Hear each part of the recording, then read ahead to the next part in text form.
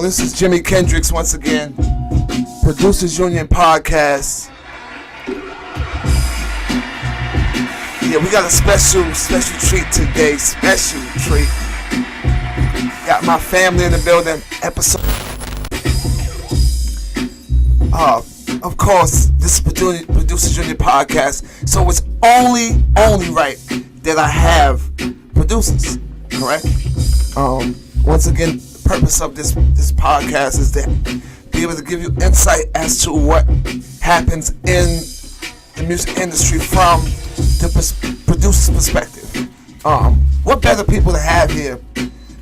Some vets, and then have some young up and coming monsters being created. Who better than to have, without a doubt, this fool right here, man. I didn't even know he was gonna come through. He surprised me. Love this kid to death, man. Super producer music, Mystro. I gotta let the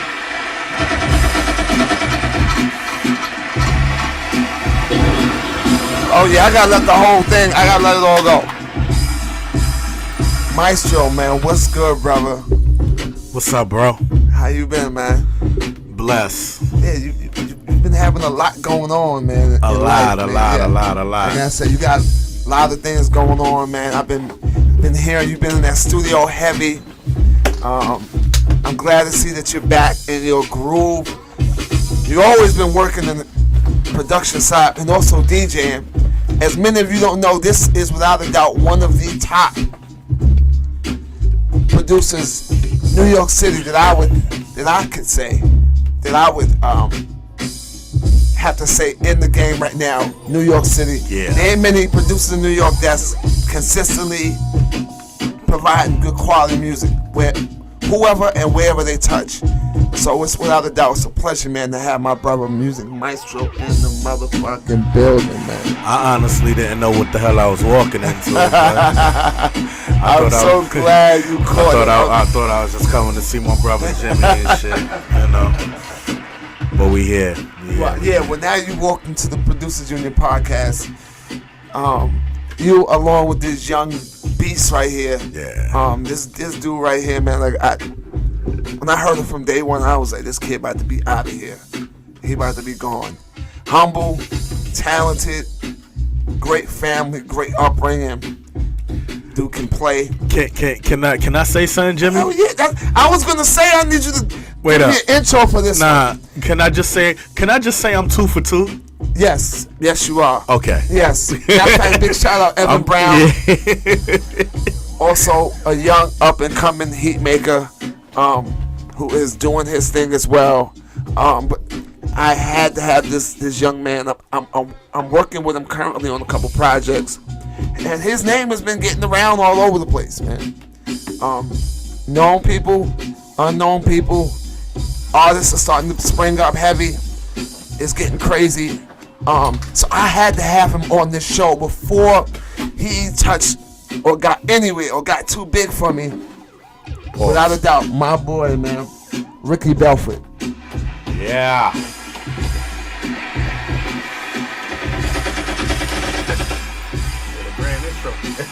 Oh yeah. The crowd is here, man. How do you feel, man? Good. Feel good? Yeah. How do you guys sound? You guys sound a little tired. Where you coming from? Studio. Came from.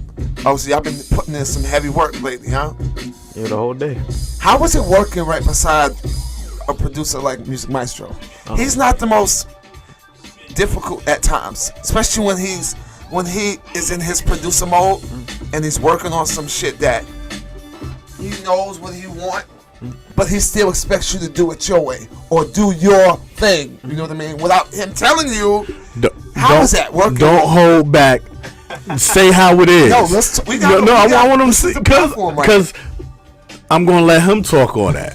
Don't hold back. Just say how it is. How was it working with Music Mystro? I'm gonna say educational, because when he first started working with me, I used to put too much in the beat. Like I would have too many layers. I think there was one day he took out, I think, like a few sounds from the beat, and he was like, "You can make a whole other beat with this." Wow. I'm like, oh damn. Wow. Wow. I think like working with him, he's very musical. Very musical. So what I was expecting him to say is really no pressure, because I let him get on the keys and I let him do him. And I just listen. I don't say nothing. Right. I listen. Right. I hear. That's it right there. Right. You know, that takes a level of confidence, and at the same time being able to like catch it when you hear it, but being patient enough to let him just be him and come out. And the more he come out, sometimes I know a lot of you're in the zone, you don't realize what you're doing. Sometimes a lot of times, because he does it all the time. Like he'll be jamming. Like I'll do the first half of the beat, and then he's doing his jam session. Like he's trying to find something. Right. And he'll fly over a lot of things, and I'll be hearing shit. I'm like, wait, that what you did right there, that. Let's build off of that. Right. Sometimes he's doing so much he forget what he done did though. Wow. You know, but it'd be perfect. Right. You know, so I've been working with him for like 5 years now. About That's 5 crazy. years. We've been locking in, and pretty much I give him free range, but if there's like specific records, you know, I try to lay out the box of what we need. But for the most part, like you said, when he started in the beginning, he overproduced, but I just let him go because you knew me for a long time. Like I love sequencing a record, so all them elements that he gave me, it was just like a puzzle. Like okay, I'm not gonna get rid of all these sounds. I'm just gonna arrange it different. Got you. And that's how it worked a lot working with him. Using that talent that you have around you, which hold on, I gotta say, Music Mystro, don't be trying to act like you motherfucker ain't obese yourself, nigga. Like you nice with it. So to be able to, I mean, and it's funny because some producers don't.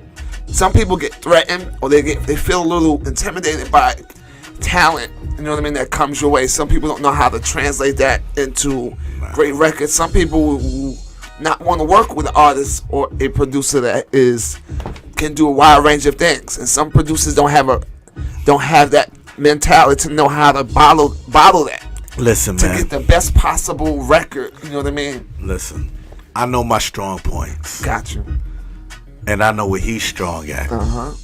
So it ain't nothing for me to like put my ego aside. Like there's been records where I played all over it. Right. I did my thing and sent it to him. I come back, the shit sound different. But it's better. Right. So I'm not mad. I love that. Like there was another record I had sent to him, and it was a sample. We were just talking about this earlier. It was a sample on a record.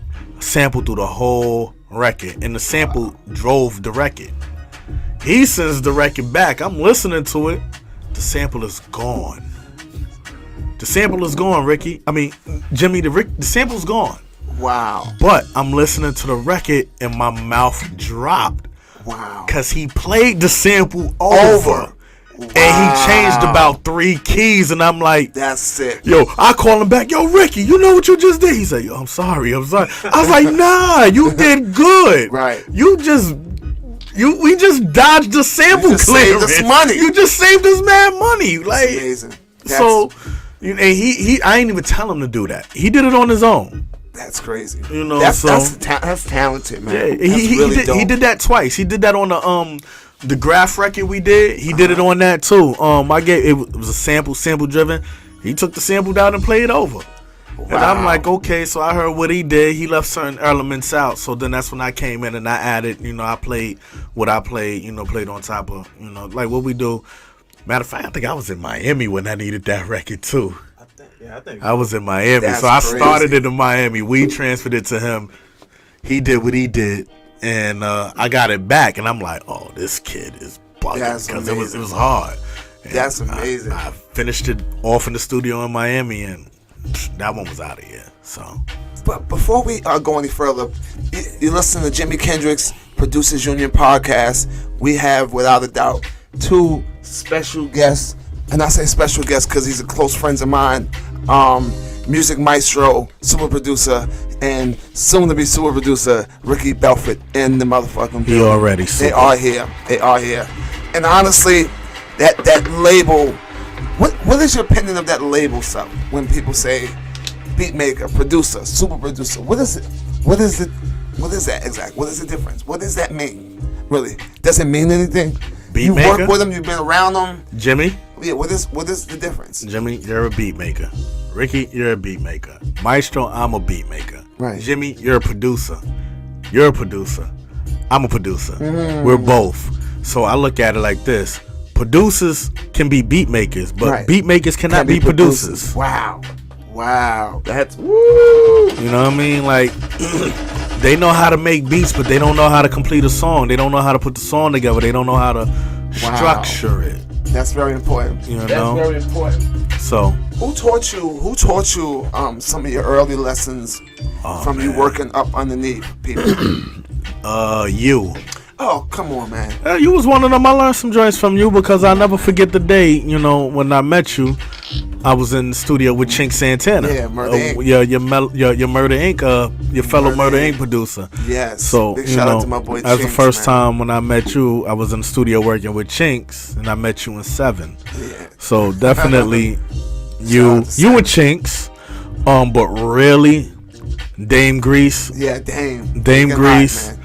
Hot, Self-service and 6-figure digger. Yeah, yes. Those was my 3 mentors coming up. That's heavy. Yeah. That's really heavy. A lot of those producers had big parts and like Funny big thing. success on a lot of artists that came out during that time. So I remember with Grease, man. DMX. Grease was always my favorite producer. Like he was very underrated, but at the time, the sound that he was making. It's like he had a lot of worldly, classical, hip-hop sounding stuff, you know, and that's where I was at. I was very musical, so remember the first time I met him, exchanged emails, and I was just sending them beats, right? And he replies back, yo, who's managing you? Nobody? You're on the team. Wow. That's it. That was it. No way. Yeah. That's rare. You know, like just off of sending beats, and you know that led to, you know, working on a lot of projects with him. You know, a lot of vacant lot shit, a lot of outside projects. As far as Digger, you know, I started off as an intern at Entertainment, and you know, Cam and Cam. Digger did a lot of the first 2 albums. I was an intern there, so I was always in the studio, and I would always ask Digger and what's this? So Digger dropped a lot of jewels. Like, you know, mentally he prepared me. He prepared me mentally for a lot of things. You know, and Self, it's another one. He took me under his wing, and I can't forget about. I'm forgetting somebody else, like the DJ Twins. Oh yes, them too, because there was a time where I signed a very bad contract, very bad. And you know give what? Us some logistics of the deal, like particulars. Yeah, what I thought was a three-year deal, 50-50 split on everything, which I was dumb for signing that first and foremost, you know. But you know, the people put in my head 50% of nothing is nothing. Right. Wow. Mind you, I'm 18. I just turned 18. Getting out of high school, I ain't have nothing. Wow. You know, so that little bit of money I thought was a lot of money. You know? Yeah. So I went and took it. You know, young people. Young, dumb, you know. I read the contract, which I did not know what I was reading. And yeah, I was an idiot and I signed it. Wow. Now, I made a lot of money with these people, but imagine if the contract was legit. A legit, fair contract. If it was a fair contract. What type of numbers you look right, amazing. Right. But the great thing after it, like within the like 2.5 years, it was just bad. And, you know, me thinking that it was a 3-year contract, I waited it out. Gotcha. You know, waiting for that year, the 3rd year to be up, waiting for it to be up. And when I told them I went out, you know, they hit me with all this legal, like, your contract not up, you know, and I was already running with some other people, you know, my dudes, this management company, Romeo ENT, and back then, they had me, Kanai Finch, Bang Out, Crazy. Flacco the Great, and the unsigned J. Cole. That's crazy. You know, so we was all under one umbrella, but I'm still under this situation. They got me out of that situation. You know, but at least I was smart enough, like, to go get a lawyer and get out of it. Like, I brought it to them, let them know, and, they set me up correctly, and I got out of that. And I know that had to have been, like, a real stressful labor, knowing that you're not tied into a contract, that you know that it's going to put you in something. Well, or do you? Let me tell you what I did. I was smart. I'm CSAC. Oh, smart. I'm under CSAC. For those that don't know who CSAC is, give them just an idea who the company CSAC is. It's the third one nobody ever talks about. Because you don't get it unless they invite you. Right. ASCAP, BMI, CSAC. Yeah, so I'm under CSAC. That's the only one I've been under. I've been with them for over 20 joints. I've been with them for a minute. And that's how long they've been around. Like, I ain't never been nowhere but CSAC. But what I did, I went and talked to my moms about what was going on, because it was just so much work I had on the table. And I couldn't be Music Mystro on these records. Right. Yeah. No, you good. I can't hear myself now. You can't hear it? No. You turned it. Sorry. Yeah, alright. So I couldn't be Music Mystro on them records. Spoke to my moms. I said, my little brother, I need to put him under ASCAP or BMI. Okay, so explain when you say that you couldn't be Music Mystro anymore, which meant under contract, that you were Music Mystro was under contract. Right. But to do other work, you had to do it under another name. Right. To not block the work from coming through. Right. But not to get it caught underneath that contract. Right. Under Music Mystro. So even though I was doing all the music, gotcha, it was nothing falling under my name, but it was still it was going under my little brother's, his social, everything. So, shouts to my little brother. he was still young, but mom Yo, knew. if I was your brother, I'd be like, oh no, I need half. Oh, he got some of that, nigga. He got some. He got some. I'm just mad he didn't go all the way through with producing. He tried. But still, that avenue was there for me. I had him under ASCAP, and I was just putting everything. That's correct. I had to run everything through my mom's first, but just let them know like what's going on, make sure everything is legit. Word. By the way, we have one more person here. This is one of the co-hosts who comes through when he's not out there in the studio or grinding or doing those shows. Without a doubt, he's in the cut. I'm in Filthy the cut. Rich. Filthy Rich is in the building. Filthy. Rich Filthy. Yeah, so Ricky, let me ask you a question. Have you, watching what Mystro has went through, from what you know of, have you learned anything from the business when people approach you? Because I'm sure you're at a point now where when they see you affiliated with somebody like Mystro, I'm sure when he walks away from you, they are approaching you. And I'm sure the people are like trying to grab you or trying to pull you to do stuff, and they know that you're dealing with somebody. So how do you handle that when someone is trying to get you to do other work without dealing with your management or dealing with someone that handles the business? I guess how they approach them. Yeah, how have you ever had that happen to you? I mean, there's been a few people that's been a little bold. That they just they still come up, but I mean, depending on what it is, I might do something, might mess with it if it's right though. Do they sometimes? Like, I've had people that they respect the work, they respect the grind, but they don't know if I'm smart business wise. So sometimes they'll throw scenarios at you to see if you'll bite. You know what I mean? On taking certain deals, not knowing if you know the business side of it. Have you ever had people that try to like talk business to you and think that you was like just a dumb musician, like you didn't know numbers or percentages or how it's supposed to go? Have you had that happen yet? I mean, how I deflect it, how I deflect it, I pretty much tell them, I'm like, well, let me run it by my team first, and how they react to that. Okay. Yeah. To business it being done properly. How? Yeah. That's smart. I've seen stuff like that, happen, and then like, you get a whole different look. I'm just like, now I'm on a level where I can handle as much as I can handle on my own. Gotcha. And then when it starts getting to contracts and paperwork, all right, let me call my team, let them know what I've done and let them know what I finagled. Got you. Y'all close the deal. I got it halfway there now. That's on my end, because it's like I've been in it long enough where I'm smart enough.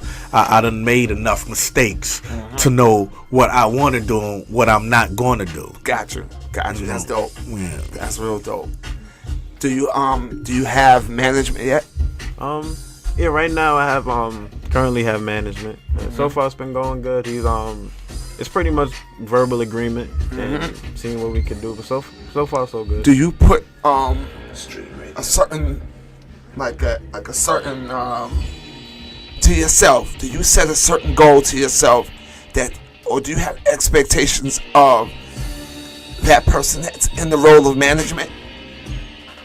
Like, do you expect them to be able to place records for you? What are some of the expectations that you have? I guess help me carry out the vision. Like I have a vision, and You're in the interview right now? Yeah, right in one. What's good, brother? You know, like, what you told me, someone asked you something. He said, what, you need bud? Yeah. You need bud? Yeah. Oh, yeah. Get my percentage. But So, for me, when I did In-House with Murder Inc., I knew what my terms were. I knew how much they had already given me. Well, they had already signed me to 7 records. Found me in on Farmers. John and had took 3 records already. Then they had took 7 records for Blood in My Eye. So I knew already what I was gonna walk in with a check with. I knew the terms. I knew that Irv was not signing any. Irv wasn't fucking with people unless you was signing the top dog. So I knew like the particulars of the deal, what he wanted from me, the percentage. He wanted 20. He wanted his 25%. One of the things I wanted was I didn't want to be one of those producers that it said produced by Irv Gotti, instruments by the real producer. That was one of the terms that I didn't want to happen to me. And I wanted not just to just sell 7 records for Blood in My Eye. I wanted to also ensure that beyond this contract, Irv was going to give me more records. Meaning I'm doing Blood in My Eye now, but I want to also do Ashanti. I also want to do Lloyd. I want to do whatever you're touching. So that was some of the particulars of my agreement with In-House. What was some of your what were some of the points where you were like, you know what, I'll make a move on management? Because for a producer to make a move on management, you gotta pretty much have a sense that like, I'm kind of hot, like shit's starting to get crazy. You know what I mean? So I mean, I need to get a motherfucking somebody to watch my back, my front, my side, and to take all those calls, those wacky calls. You know what I mean? That I don't really feel funny about. You know what I mean? Yeah. Like, did you sit down with your manager and say, look, I need you to do me this, or did they say, look, I'm the manager, I could do this, and you were like, okay, cool. Nah, I mean, it's pretty much a agreement. Like, it's not something where it's like stepping on toes. But if say Kendrick Lamar wants a record, then that person's gonna step in and facilitate it. I mean, or you gonna let Kendrick Lamar talk to you as much as possible, and then I'm gonna pass it off like Mystro said. I'm gonna walk it all the way down to the river, and then at the end I'm gonna let them seal the deal, and you know what I mean. Yeah, I mean, I think in my opinion, I could be wrong, but it's like I think it's important, I guess, to talk to the artist because you're building a rapport at the end of the day. That's very important. You're catching a vibe with them at the studio, see what kind of records they Very into. important. Very important. And then the business side, the managers handle the business side. Whatever. Yeah. Maestro, do you like to have your business handled before you start your work or after? Do you like to know that your check has been cut before you begin your work? So that way, when you begin your work, Let me. you like totally on music mode. Like you ain't got to worry about. Damn, I don't finish this record. Let me ask this question. Let me phrase this question. Let me ask you a question about this question. Okay. Are you talking about early 2000s or are you talking about today? There's a big difference. Totally. Now you're totally right. Because money, the way things was done, two different situations. You know what I mean? Budgets was serious. I mean, people were really buying records, so it is a lot different. Yeah, man. I'm a lot stingier today. Okay. Because I see him all the time with No Free Beats campaign. I haven't done that in a while. Don't even holler at me, nigga. You know what I mean? Even correct type last shit. time we hung out and we was in the car, me and you was in the car and I was playing joints. That was and you was like, yo, why are you holding on to these joints? I always was like, man, you got them stash. And that's what it is, you know, like I'm not. I don't like music now. I mean, I like. Let me phrase it. I don't like the state that music is in. Gotcha. You know, so I'm just at a point where I'm just picking and choosing what I want to work on. You know, and from there on, like if I'm really invested in a project, then we can handle everything on the back end. You know, depends on the relationship. It really does. Like seems like that for you. Like it has to be about the relationship. It has to. I rather it be a relationship involved because when you got a relationship, you know, the music comes out better. Hell yeah. That's what I was saying with the rapport. Gotcha. It comes out better. That's why, like, you know, a lot of people is hitting me up about Ali Caldwell. You know, because they listen. I've been running with Ali for like over 5 years now. And I've been telling everybody, Ali Caldwell, Ali. Now they seen her on, what's that? They saw her on The Voice. Now they just seen her they seen her get robbed on The 4 because everybody thought everybody said she was supposed to win. She was the strongest vocalist, but you know, through the politics and bullshit, they had to get rid of her to let who they want to win because she was the strongest. She was the threat. Yeah. So they had to bring back somebody she beat, and she still beat them, but they gave it to the other girl. You know, but anyway, that's neither here nor there. You know, I've been working with Ali way before all of that. And we're under the same management. You know, so now there's a lot of people coming out the woodwork like, yo, send this to her. Let me see. I'm the A&R of the album too. You know, so yeah, you know, a lot of things come through me. You know, I got the power to send her things, you know, or like, nah, that ain't it. That ain't working. But the great thing about it, like, I just have direct access to her. So, like, I actually got the first single for the album, the first single. Right. And that just came up on me listening. That came up on me listening to what they was talking about because at that point they really didn't ask me for nothing. They didn't ask me for a damn thing. And I'm just listening and I just went and I banged this beat out. I sent it back and they went crazy. It was like, yo, this is it. Then another one me and him did, I was just playing beats and she said, I want that. What the hell you gonna do with that? That's not you. You Let Me Down came out crazy, right? Yeah. How do you tell an artist that's not you? When you know an artist, when you think you know an artist, right? When you're used to an artist doing a certain thing, you know, like, nah, that's not you. But you know, at the same time, I always say, like, I don't want to send artists beats because I could play.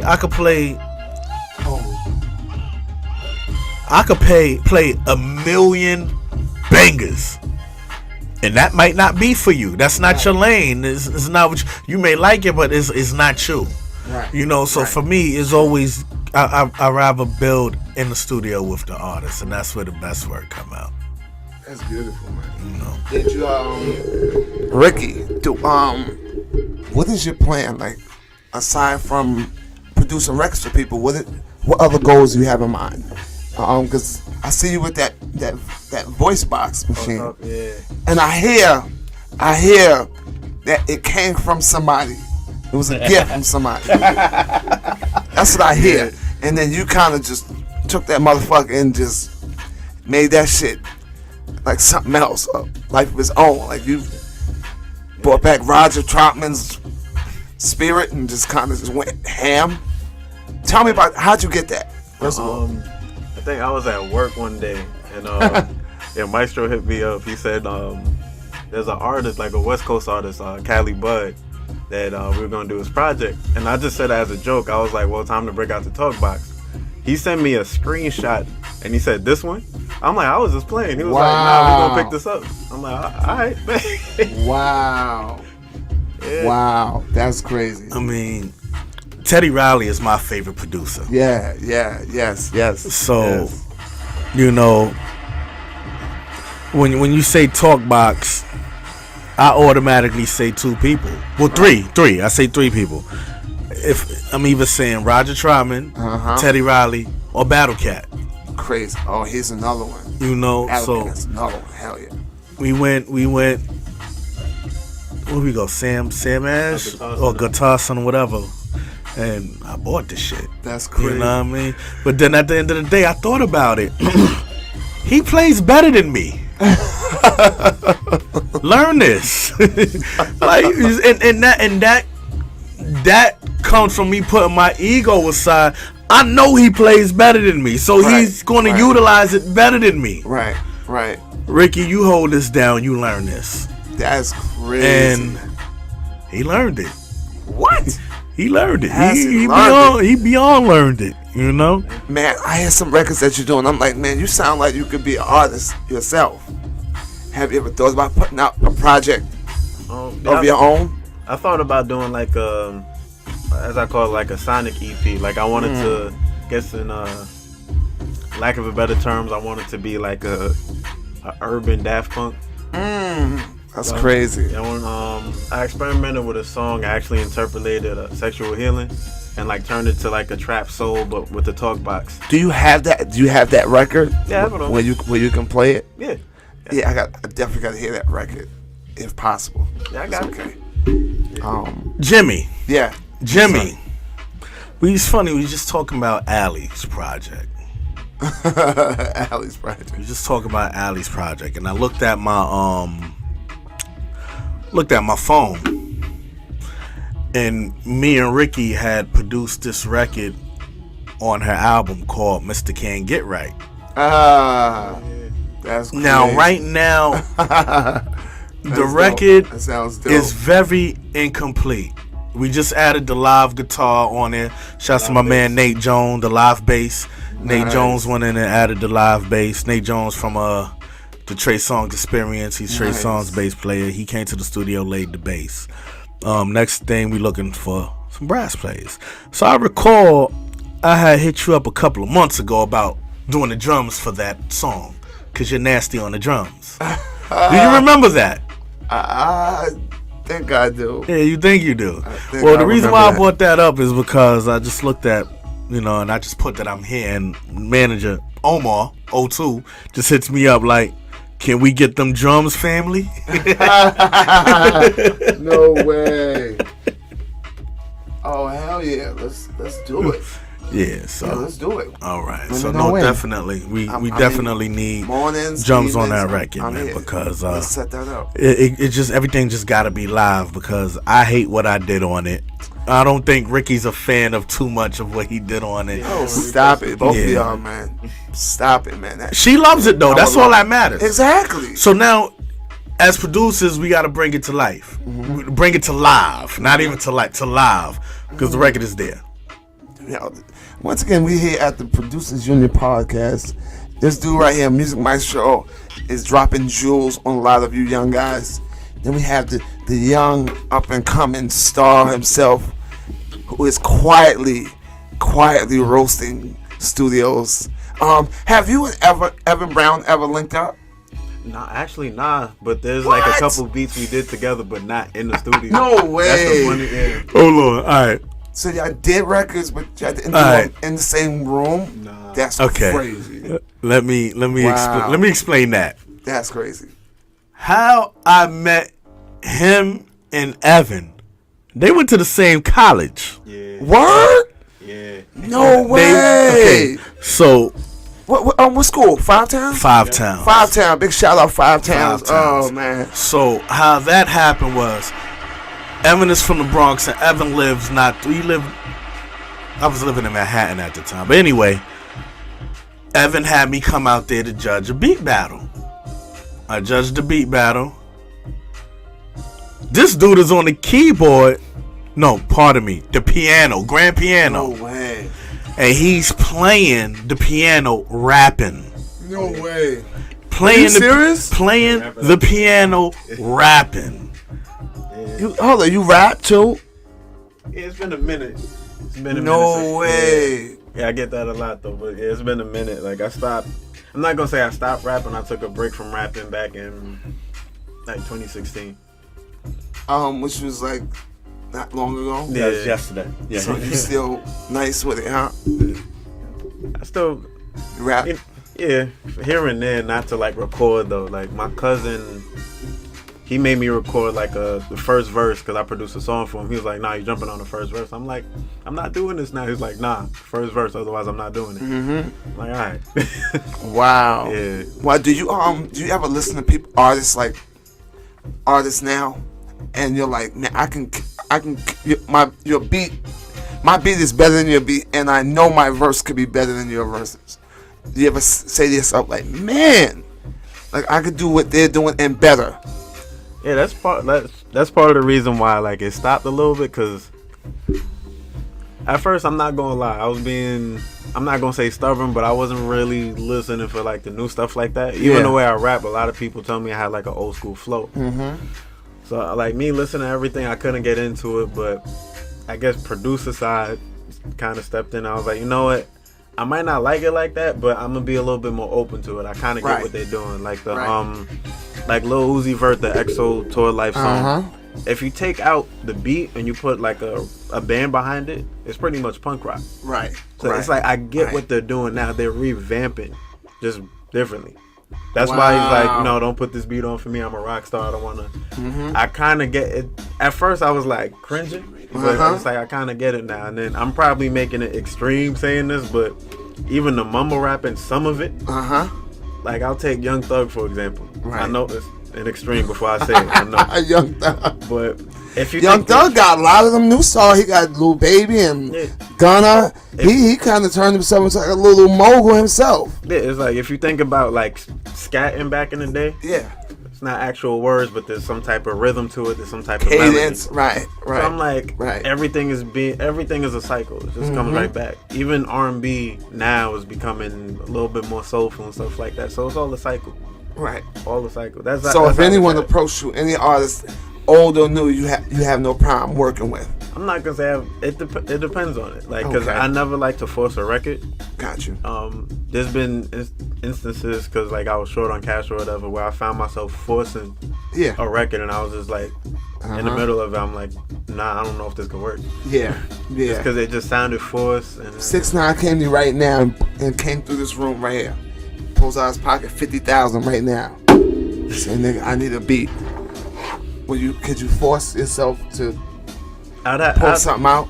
I don't know. I'd probably have to be like in studio just to see what that kind of vibe is like. I was like, I'm not opposed to it, but just to see if it works. Just to see if it works. The Mystro's looking like he's going. No gunshot. No gunshot. no gunshots, Maestro. You know what?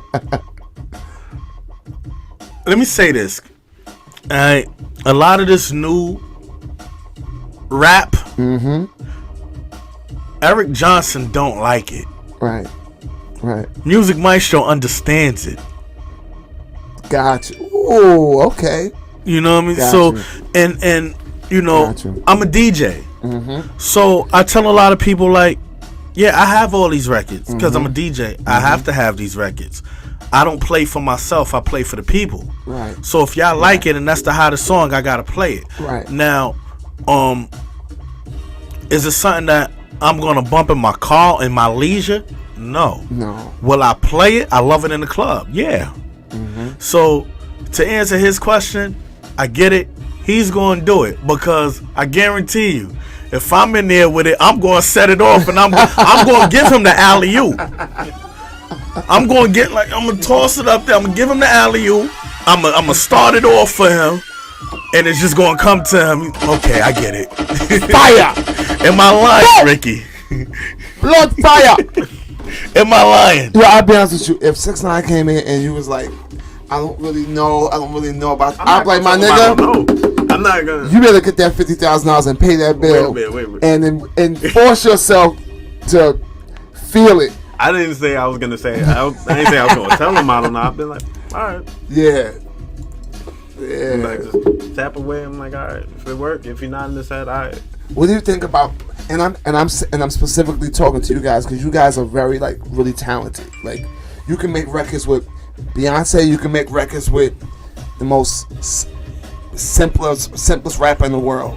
Like when you hear some of these new producers like Murder Beats and they play these simple track type joints. How do you feel when you know like what he did, Fifi? You know what he did. You could do that in literally 2 minutes and 10 times better. Does it ever make you be like, damn, like I'm doing too much? Yes. I'm killing myself. And these guys out here are so dumbing it down. They are dumbing it down to the lowest of the most bare. Literally like a kick, a snare, heavy 808, and maybe another effect sound or something. But they are taking it to the bare. So how? That's my joint right there. Shouts to Filthy. Mitch, by the way. You know that you, baby. Hey. Now, what you? likes that one every time I perform it. Yeah, I like that one. I gotta say, you are a true DJ, man. You are a true supporter, man. I like that you always keep it 100, but you always, you know how to make the clubs jump. Always. I always come through when you ain't got your shit too. You ain't lying. There'll be mad times I'll be at a show and then someone will pull one of those. Oh, Jimmy's in the building and he's a producer for. They'll start looking back at me like, yo, pass me the flash drive. And I'm like, good God, I don't even have no flash drive. Out the blue, out here, the record start flying out the speaker. Jay-Z. And I'm looking up at Mystro and he has my entire catalog in his laptop. Like, amazing, man. Amazing. Well, you sent it to me. Gunshots for that one. Without a doubt, man. Listen, man, let me tell you something, man. Jimmy been upstate to my mama house. Oh, yeah. Big shout out to mama. Word. Big shout out to mama. Hope she's all right. Soon to be grandma. Yeah. Damn, son. You know that's a big moment. That's a great. She's happy. I ain't really tell nobody that I was having a kid. No way. No. You a lie. I ain't put it out there. I did not put it out on Instagram. How do you? Hold on. First of all, you're a super producer, Music Mystro. Okay. How do you separate home life from? I've seen you get into arguments with people. I've seen you get into like wars with people on social media. And I'll be sitting there watching the whole. Let me ask you this. But you able to keep something private like that? Let me ask you this. You notice you haven't seen Music Mystro popping up a lot. I very much noticed that a lot. I have another account where it's all my personal. I stay on my personal account now. When I'm on my music, when I'm on my music thing or being silly, I'll go to Music Mystro. But I had to separate the two. That's smart. So I have another account that's completely private, and if you're not a personal friend, you ain't on that page. Like I try to keep music people off that, but there are some music people that's on there that I hold here. Like their family and their Right. You know. Got you. That's tough. You'll make it. I just haven't ran across your page That's to tough. add you. That's real tough, man. I gotta say, before it's been a while since like we got up. At the time, you were dating somebody that you weren't sure if everything was working out with the music and time and then you guys broke up, right? Yeah. Did music have something to do with that?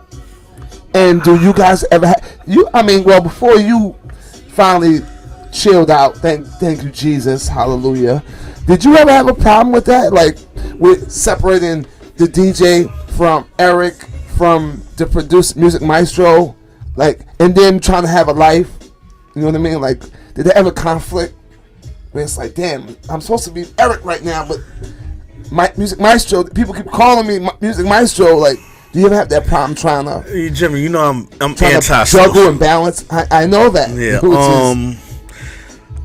With females in my personal life? Just your personal life, family, friends.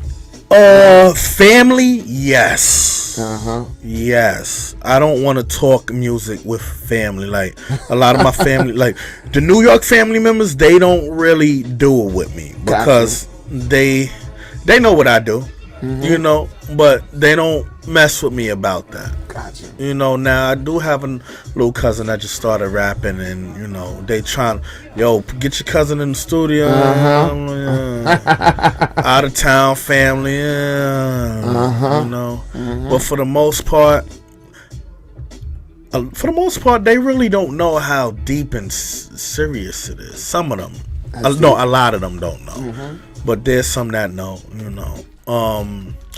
I've been in situations with females where it's like females in the industry. Wow. Where it's like I've tried to holler at them, and you know, there was this one broad I blatantly told, she was like, yo, all y'all producers do, y'all want to work, but y'all trying to fuck me. Well, I was like, I came to you trying to holler. I didn't ask to work with you. Straight up. I was like, I didn't offer to work with you. I was trying to holler. Right. She couldn't say nothing because that was real. Like, I didn't come to you to work. I didn't come to you to work with you. That's real. You know, but that's you know, when it's hard, like, because when you dating somebody that's in the music industry or that does music, they expect you to help them. Automatically. And then don't like they shit. Then you coming up with all types of excuses, or you just curving them. Like, I don't want to talk about music. Like, damn, like, I don't want to hear. Like, same thing with you. Nah, I mean, my situation before, I was actually trying to help her. Boss. You was actually trying to work with her. No, not as an artist. Like, she was into like content stuff. Like, she wanted to, do like a vlog and everything like that. And I was trying to push her to do that, but at the same time, me doing everything, like, I give one example, and I don't even mean to blow up, but I was at a gig playing keys or whatever, and then coming back, it was a thing of, kind of saying that I wasn't tentative, if that's the word. So the event, what you call it, the showcase back in January. The producer cipher. Yes. I almost didn't let her go because I'm like, if she's saying that I wasn't tentative during this, how the hell she really gonna right. That became a big argument. The joint when you was up there with me? Yeah. Wow. Yeah. How'd that turn off? How'd that turn out? And not that good, but good person, cool people. And she blocked me on everything too. But what? Yeah. She blocked you on everything? Yeah, on everything. Is she still trying to do the music, or she's still trying to do something? I mean, I would hope so. I couldn't even. I can't even tell you. I'm blocked on everything. That's crazy. Yeah. Yo, the industry is cold. Yeah, but I do realize that I gotta have, for whoever come next, I gotta have a balance, because like when I'm in work mode, like there were times where I was in the wrong, where I'm like, well, I'm working on this, let me just finish this up, not really spending time. That which is true. Yeah. That's good. That you're owning. You're owning things that you could have improved, but I guess you had to go through it to be able to understand. I realized that with somebody who I was seeing recently that didn't really pan out. Cool people too. Me and her still cool. She was saying, "Yo, you have to slow down." Right. Because around the time like we were talking, I was trying to get stuff done. Then I get hit up about a gig, like learn 18 songs in 5 days. And it's like, dang, I still ain't finished this yet. And then there was a song I producing for D-Mac. I ain't finished that yet. D-Mac, yeah. And that record you did was dope, by the way. Oh, they had a video for it. Oh, okay. I think I know. Yeah. Oh, thank you. Was it during when it was real warm, or was last year? Or yeah, there was the last one was during the winter time. John was dope. Oh, thank you. Real dope, brother. Thank you. Really coming up. Let me ask you another question, because this is something that I think all producers go through, where you have artists that, I really wanna, and this is no knock on my artists, but those artists that do it, they approach you, they hear about you, they hear what you, they know that you're legit, that you official. You make it known to them like, yo, don't come to me unless you are ready to come to me appropriately. They will go through the whole process with you of wanting records. I want records. I'm ready. You go and lock in with them on some records. Then as you're getting ready to talk business with them, they'll start coming with a story about why they can't do it, or why that number that you gave them is too high, and it just sucks the wind out of want to work with artists sometimes. For me, I know it just. Yeah, I'm really like Mystro said. I'm gonna work with you only when I know, because I want to mess with you. Yeah. Because if it come down to real business, a lot of times you're gonna play games, and you're gonna never, and you're gonna get one shot, and that's it. After that, I'm never gonna do no business with you again. Yeah, I'm real selective with that right now. Yeah. Right now, I'm very selective because there's some people I guess that like hit me up on the DMs that I would like to work with, but I just know that I'm not in the space to do that right now with them. Right. But yeah, there's people that actually, like I work with D-Mac, Joanny Elise, which she was actually a feature on the song that she was talking about. Right. Yeah. It was a feature on it.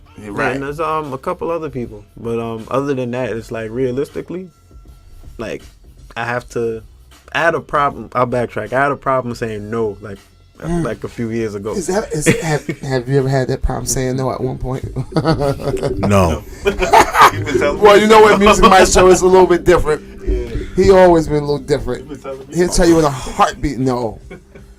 I think I was telling Ricky. Ricky's very nice. Yeah, really is a great very guy. Nice. Great guy. And this one thing I used to tell Evan too, right? He's another great guy. Let me be the bad guy. Humble. But now Evan is learning. Evan done learn because he'll know me. Right. He'll know, but at least when he knows me, he tells me no. There's a reason behind it. Exactly. Exactly. But he also comes to me. He's like, "Yo, I see why you like you." He said, "I see why you are the way you are, how you was." Whereas like you keep the beats to yourself, you wouldn't send nothing, you don't let nothing out. Yo, son, all it takes is 4 bars. Right. 4 bars. And your beat will be out over some song that you didn't give the okay to. You ain't lying. They'll cut that little 4 bars out and make a whole record. Yeah, somebody tried that with me. Somebody tried that with you? Yeah, they said send them a snippet. This was like years ago. They said send them a snippet. My tag is all on it. Wow. They somehow extended the beat. My tag is playing every 10 seconds. I'm like, yo, how did they had some talent to do that? They had drops in there. I'm like, what the fuck? Wow. Yeah, they had drops in the right space. They had it filtered, but when they did the filter, the what you call it, like that underwater effect or whatever, my tag was still there. It's like, wow. And I'm like, how do you handle that? Do you tell homeboy? Do you blow him up on it? Because I mean, now everything's out there on social media. You could hit. I've had to take some people, like, conversations where, you know, like, look, you sound crazy right now. I'm gonna blur your Instagram out. But I want to show the industry what some of the bullshit people do. Like, are you serious? Like, people really, look, if I'm lying, I'm flying. People really do bullshit behind these DMs. You know what I mean? Like, they think that we just dumb producers. Like, we don't respect our craft. You know what I mean? What kills me, like, a lot of these new artists, they need to have business etiquette. Yes.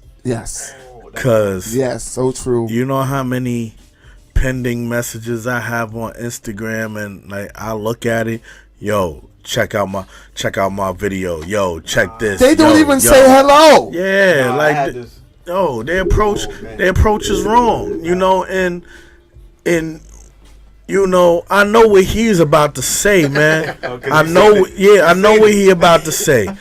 And you know what, man? In that situation, I'm gonna let you say the situation, but I'm gonna say my reaction. I ain't want Ricky to say shit. Mm-hmm. Let me get him. Mm-hmm. How dare that motherfucker? Tell a story. Cause you know what, man? I don't care, man. Like, I don't care.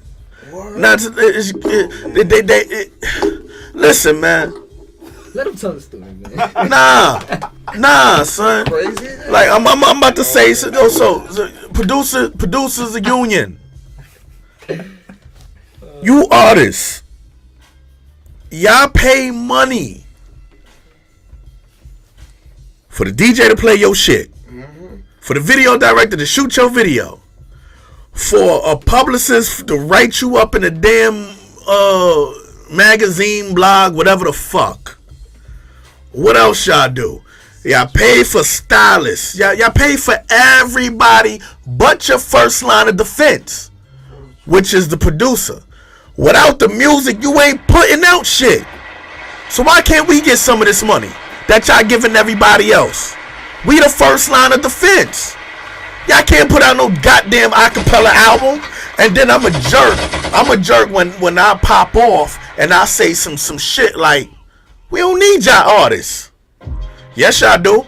No, we don't. Because we could score movies, we could do jingles, we could do all types of, we could put out instrumental albums. That's so deep. That's so true. We necessarily don't need artists because music is the most universal fucking language. That's so true. That's real right there. Real talk. That's real talk. Can we get some respect? Pay us for our shit, man. You know what I mean? Word, like, shouts to my man Filthy. Like, Filthy even, like, this my man. And he even came at me like, yo, I don't want to come at you wrong. And he threw me some bread for a beat. You know what I mean? And I ain't even hit him with the full price. Because that's my man. But he respected a nigga craft. Alright. Let me stop being the mad producer right now. I'm not mad. It's just annoying, man. Like not being respected for what we do. Like y'all motherfucker, like, and then you got the producers that's fucking up the game, selling 5 beats for $20, man. What the fuck? Like $20 can't even fill up my gas tank. Nigga, are you serious? I mean, like I really get emotional about this, man, because like, Jimmy, we come from an era where it's like, we got a first half that was 25,000, right? And if the record didn't come out or not, we didn't have to give that shit back. We still got the money. We still got the money. That was a blessing. We still got our first half. Yeah, real talk, man. For real, man. No lie. So record done and you get that second half. Yeah. Or how about Jimmy? How about just going to Def Jam? Yeah. You just go to Def Jam and you play beats for whatever A&R. Back then they had power to cut you a check. Hell yeah.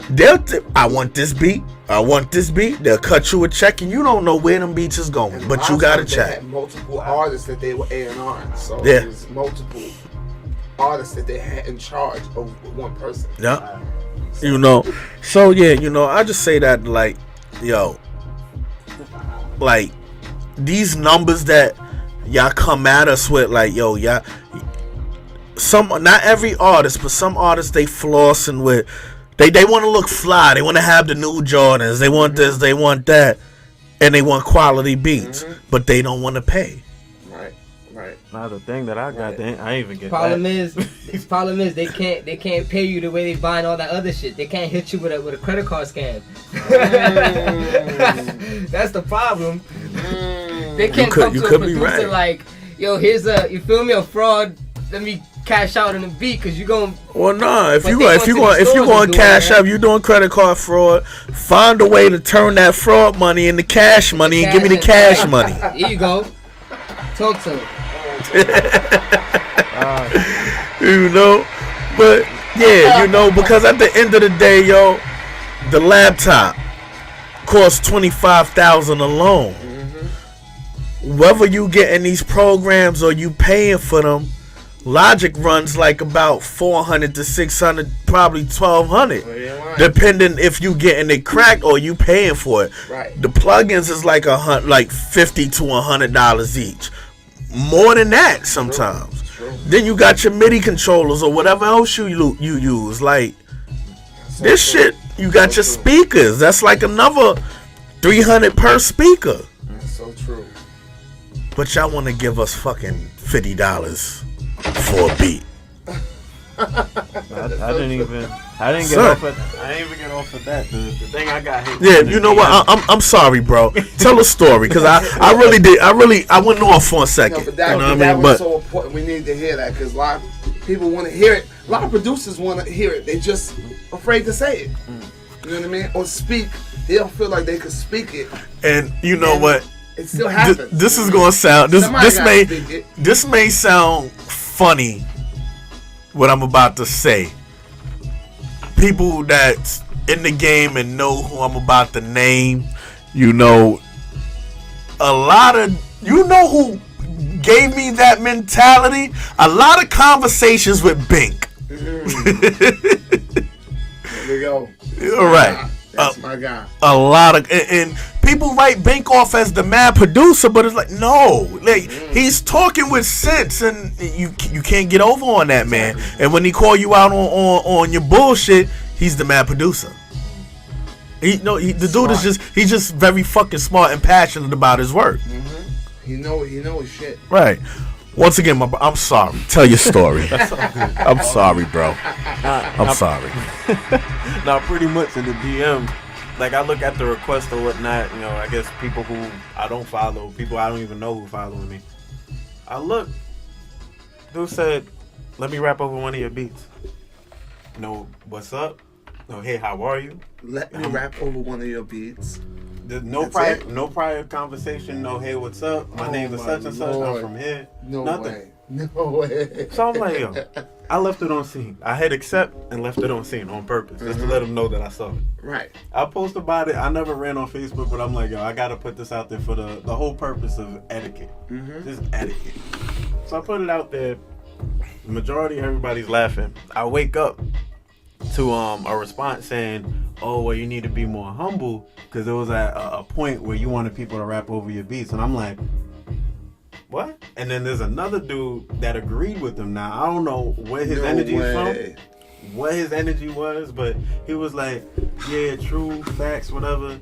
And first dude understood where I was coming from after I said what I said. I'm like, nah, it's about etiquette. Read the post again. Right. Second dude is still going off like, nah, you do that to people all the time. I'd be more wise or whatever. I'm like, these are who are these people? Right, and I wanted to get on that post. Nigga, who the fuck is you? Oh my god! Like, did they read this shit properly? Like, what the Whoa! Yeah. Like, see, Ricky not confrontational, but I'll tell you about yourself. Oh my god. So true. This is like, I just feel like, yo, this is my little brother, man. Like, I gotta protect him. That's how I feel about Evan. You know what I mean? Just like how you felt about me when I was coming up. Still. You know, like, yeah. My nigga Jimmy said, yo, you been quiet, son. What are you doing? Let's get these records out. Because people, because we enjoy when you say stuff that most people are afraid to say. You know what I mean? Like, that's why, like, I was happy that you came, because you are the ideal person. You're kind of like Charlemagne. You're like the Charlemagne of the Breakfast Club. Like you're gonna say something that is gonna make some people like, yeah, and it's gonna make others, another half be like, fuck you. But you, the way you do it is truth. You know what I mean? What side of truth you're on, it depends on you. If you agree with it or if you don't. But Mystro's the one, he's gonna always put it out there. He's gonna put out there raw, plain, just like it is. However you want to swallow it or digest it or whatever is on you. And then if you want to continue, he'll snap all day. Like he'll be little and make you look so small, where the artist will never want to ever reach out to him again. You know what I mean? About beats. You know what I mean? It's happened. Like, this guy is something else. Like, I gotta say, Mystro is definitely. You need to do podcasts a lot more. I'm surprised you haven't been doing memes. Producer memes. I used to. What happened? You start offending people? Everything I do offends people. I think my face just offends people. Oh my God. Yo, like, I'll just be joking around a lot. And I don't know, man. Maybe I got a sick, twisted sense of humor. Oh my God, man. Well, I gotta say, man, I'm really thankful that you guys have come out. I will say this, right? I get labeled an asshole. Oh my goodness. I get labeled a jerk. People call me everything. Fuck Mystro, whatever. But when they hear them beats drop, there you go. When they hear it, and this is what I used to tell NASA. Let me be the bad guy, because at the end of the day, I have a service that everybody wants. So no matter what I say, as long as I'm good at my craft and I can do what I do, I can call them shots. Right. You know, like, you trying to get to a certain position where you really can't afford to be the bad guy because you ain't got shit to offer. Right. Whereas I do. Go fuck yourself, okay? Right, exactly. You know, but then at the same time, it's like, yo, you know what? I got a lot of relations, and I'm just happy that I have people around me that understands. Like, they understand me, because a lot of people like, Mystro's the coolest person on the face of the earth. I just don't understand. He's very outspoken. Hell yeah. But he's, you know, but it's fact. I don't know. Maybe I rub people the wrong way with the truth. But that's why you need to definitely be able to. I mean, I'm sure you can sleep well when you know your mind and your heart was right, and people know how you feel. Jimmy, you can sleep a lot. You know what's my favorite response, dog? When people's talking about music and they'll talk about something, and my reply, that shit is doo-doo. It's just trash. Oh, you a hater. Why the fuck am I a hater? Because I have my own personal opinion, I'm a hater? Because I don't like this shit, I'm a hater? That's my personal opinion, nigga. What I eat don't make you shit. It's trash to me. Right. That don't make me a hater. I don't like it, my nigga. Right. Nah, you just a hater. You don't like nothing. That may be true, but I could give you a reason why I don't like it. Man, I gotta say, man, if there's anything that you guys could tell tomorrow's producer, there was one thing that you did that you felt like if you could do it again, you would change. What would it be? One thing. I hate to go first on this. And I mean early. Think about it. This is early in your career. Because you still early on. So maybe what? You don't want to be too nice. Maybe what is it? You want to say no more. There's a minute. I mean, even at any level that you're in, there's mistakes and things that turns and things that you do that in that area of your life, in your point of your life, that may not always be the right move, might have been the great move. So for you and your vehicle and what you got going on now, things that you may have done that you felt like, damn, if I could do it again, I would do it different. Yeah. What would it be? Well, if I could dial back, if I could tell myself a few years ago not to do something, it would be signing a contract.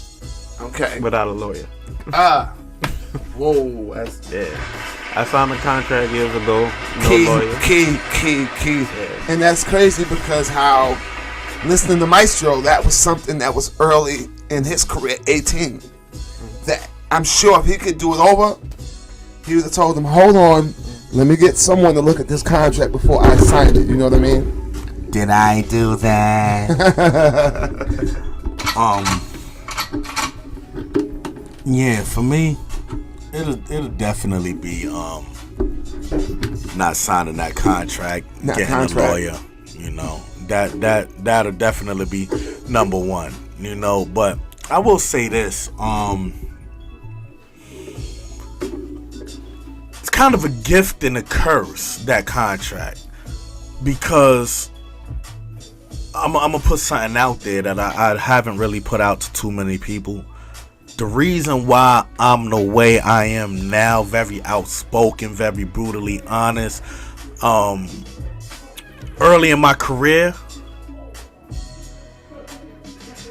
I looked forward to everything. And you could tell me anything and I look forward. Like it was so much disappointment. A lot of disappointments, bad contracts, people telling me certain things, you know. So it just got to a point after a while I got fed up and sick of it. And it made me the monster that I am today, where it's like now I have special powers to see through bullshit.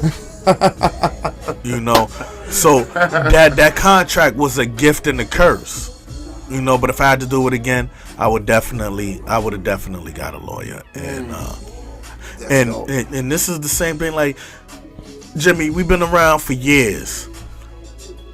I've really just started coming out about this, like, because we do panels a lot, like the I Standard, and like the last one in the past summer, or was that last year that we did at SAE? You know, past summer, you know, I really started talking about it, you know, because like I'm seeing a lot of young kids falling into it. So now it's like, okay, you know what? Let me tell my truth. You know, let me tell the little things that I had to do to get around. Like, you know, a lot of the records that I did, my name just started popping up on them. That's crazy. That's crazy. You've been doing a lot of work, man. And one thing I told this kid, right? We was talking about, there was a post. It wasn't a post. I think I was listening to the Joe Budden podcast. Shouts to my man Parks. Parks said something. What are you willing to sacrifice? The money or the credit? I'm sacrificing the money. Right. Because that credit is going to continue to give me work. There's one kid said he's sacrificing the credit. But I had to break it down to him. I said, he said something crazy. He said, sacrifice the credit but maintain. He said something wild, but my rebuttal was that is like, yo, you got to know how to do that. Right. Because there's been situations where my name wasn't on the record as a producer, but my publisher name was there, so I still got my credit. Still got your credit either way. I still got the credit. I'm not there as a producer, but my publisher name is there, so that means I'm still getting paid for this shit. You know. That's crazy. Wow, that's really dope. Pretty dope. I've been through situations like that as well. I know. You know, where I took L's on certain situations, like I did in My Way record, publishing wise, but I gained a ton full of other records and singles. That was a great L, though. Yeah, that was a great L because people knew why I took the L. It was Frank Sinatra. Sinatra don't give nothing up to nobody. Even dead, he's even more vicious as a businessman dead than he is alive. But yeah, listen. But Jay-Z. Not even Jay-Z on your first placement. Yeah, that was a blessing. Yeah. And it's funny because I had the opportunity to pull the record. Like they were like, "Yo, you don't want to do the deal?" But Jay felt real strongly about this. He wants the record. He wants it. He knew that publishing wise, Old Blue Eyes was taking 80% of it. He knew this.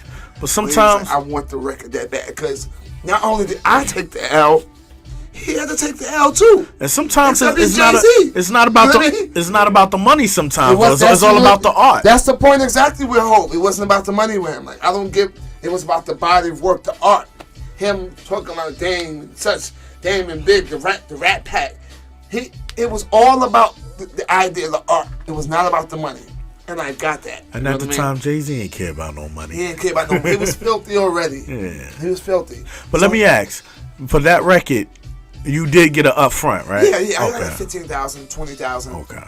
They gave me 15 up front and 10 on the back. It was really supposed to be 20, but they gave me an extra 5 because I agreed to back down on publishing for the sake of making sure the record goes through.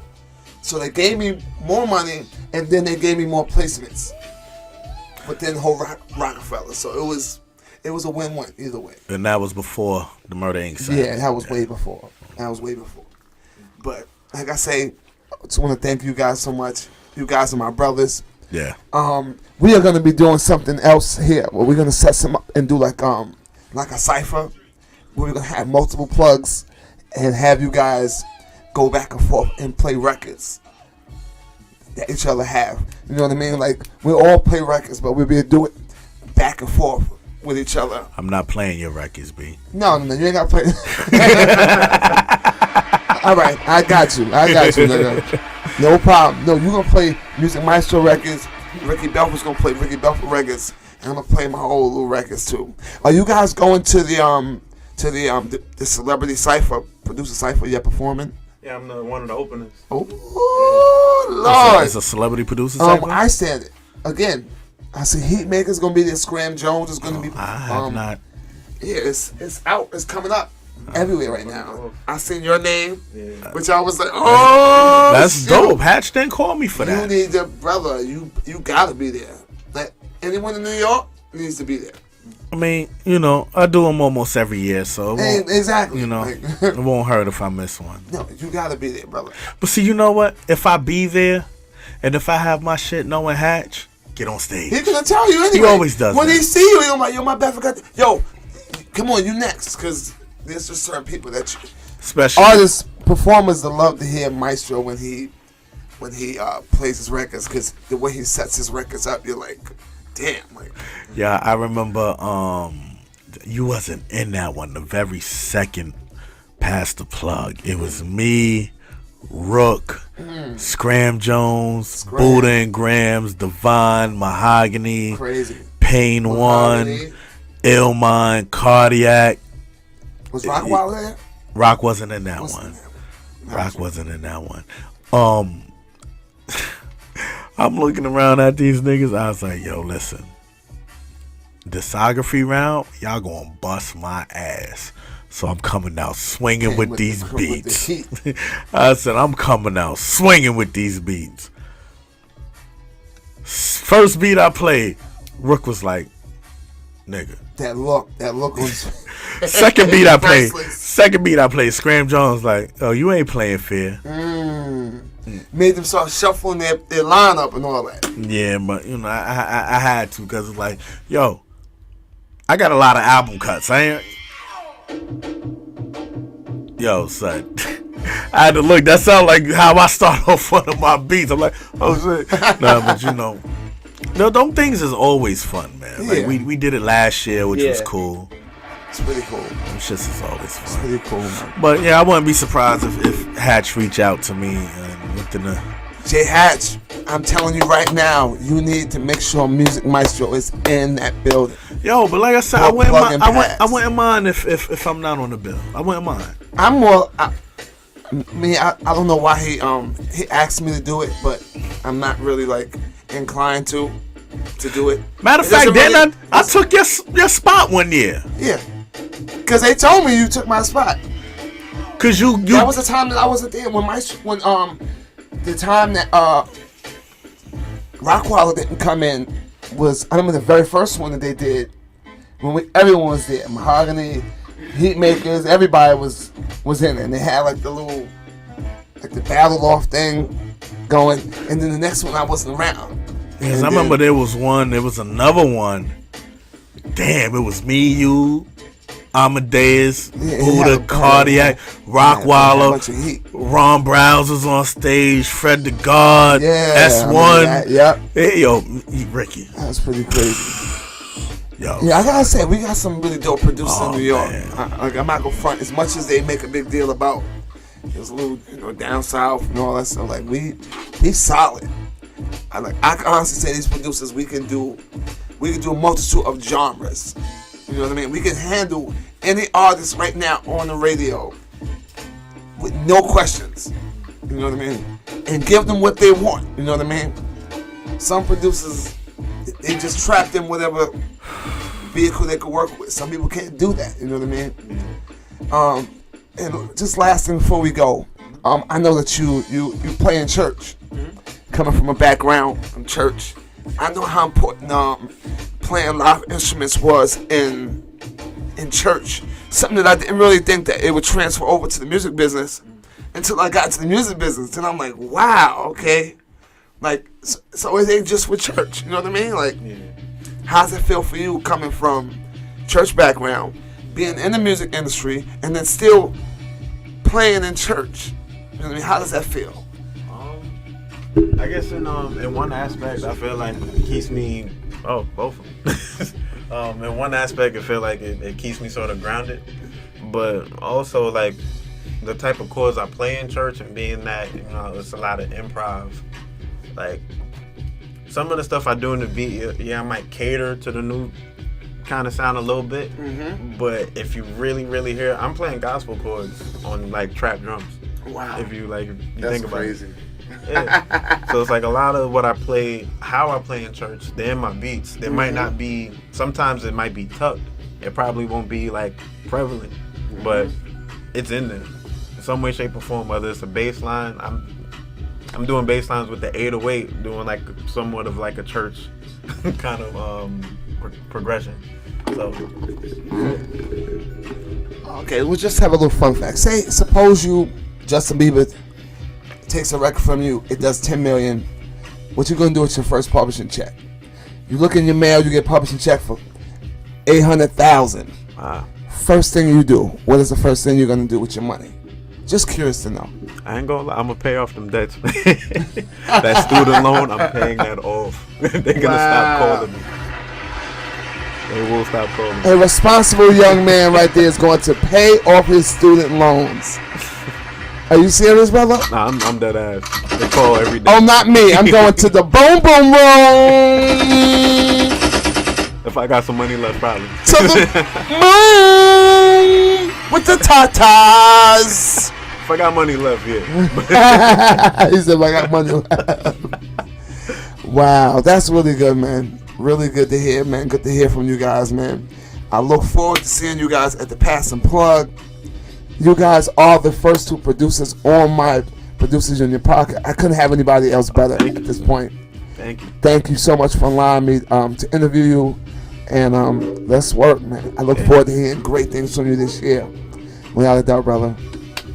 Thank you. Thank you so much. Music Mystro. What you got to say, brother? Talk to me. Jesus loves you. Yo, let me tell one more quick story, man. Here we go. One more quick story. I Standard. Judging the I Standard with Jimi Kendrix. There was this producer that was so bad. He was bad. Oh my God. He was so bad. When it was time for Jimmy to give his critiques, Jimmy picks up the mic, looks at the paper, and he looks around. Jesus loves you. Put the mic down.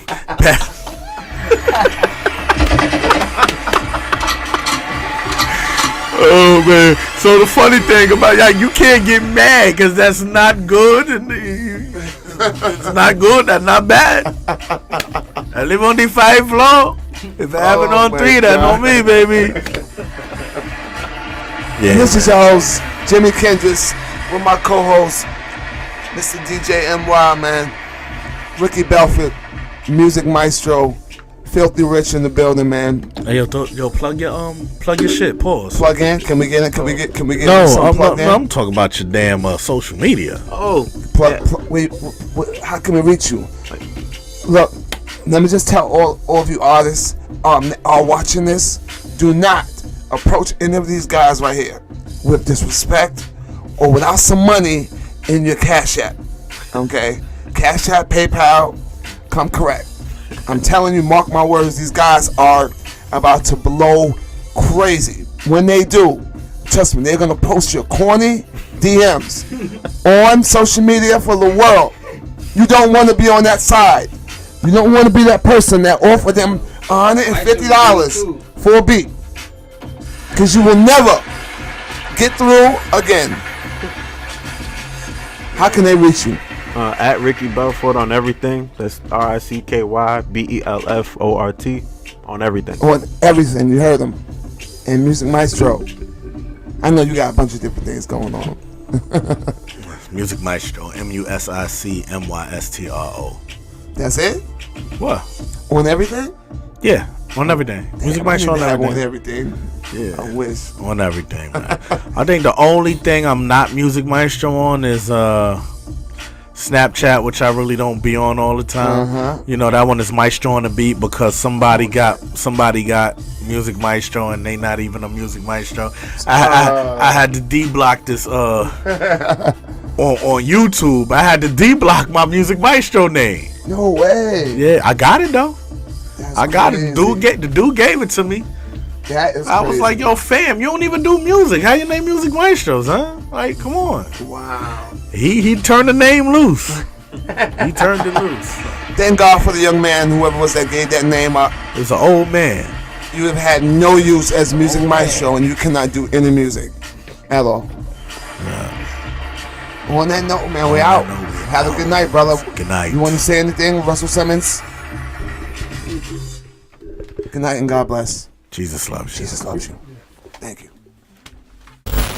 American dream.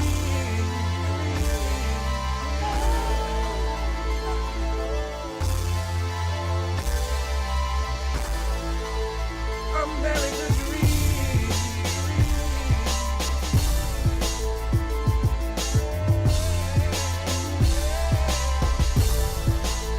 American dream.